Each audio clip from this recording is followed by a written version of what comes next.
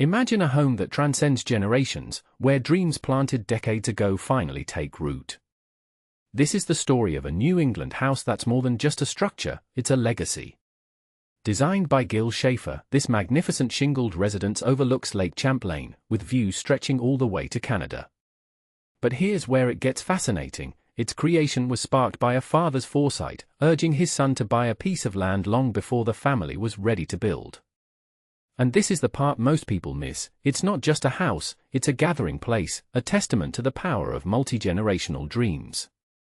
The property itself is a rarity, a bluff rising 20 feet above the lake, offering breathtaking views of the Adirondack Mountains and the Canadian wilderness.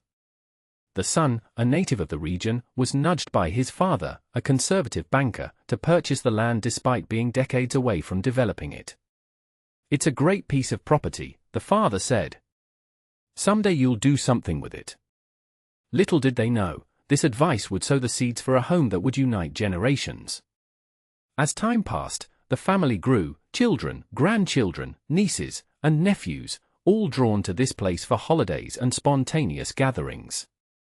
When the time finally came to do something, the vision was clear: not just a house, but a flexible, welcoming space where phrases like "no more room" or "don't touch" would never be uttered.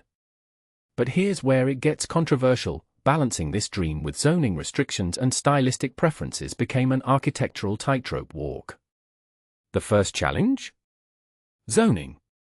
The husband wanted to maximize the water views by building close to the shoreline, but new setback lines forced the house to ramble backward, creating a parabola-like shape that threatened the floor plan's coherence. The second challenge? Style. The wife, an aficionado of early American decorative arts, envisioned a prototypical four-square colonial New England house. However, this style was nearly impossible to replicate given the constraints. Here's the bold part: Schafer proposed a Shingle Style design, a rambling, idiosyncratic typology that, while at odds with her dream, was better suited to the footprint. This sparked debate but ultimately led to a hybrid solution, a tripartite structure blending Shingle Style with colonial revival and federal details. Inspiration came from Vermont's Shelburne Museum, particularly the Vermont house with its stone facade. The result? A home that feels like it evolved over time, with a warm white shingle exterior reminiscent of Vermont's clapboard farmhouses. Inside, the floor plan prioritizes experience over exterior appearance, with rooms flowing seamlessly into one another and views of the lake from every angle. The house sleeps 24, but its motto is undeniably, "Come one, come all."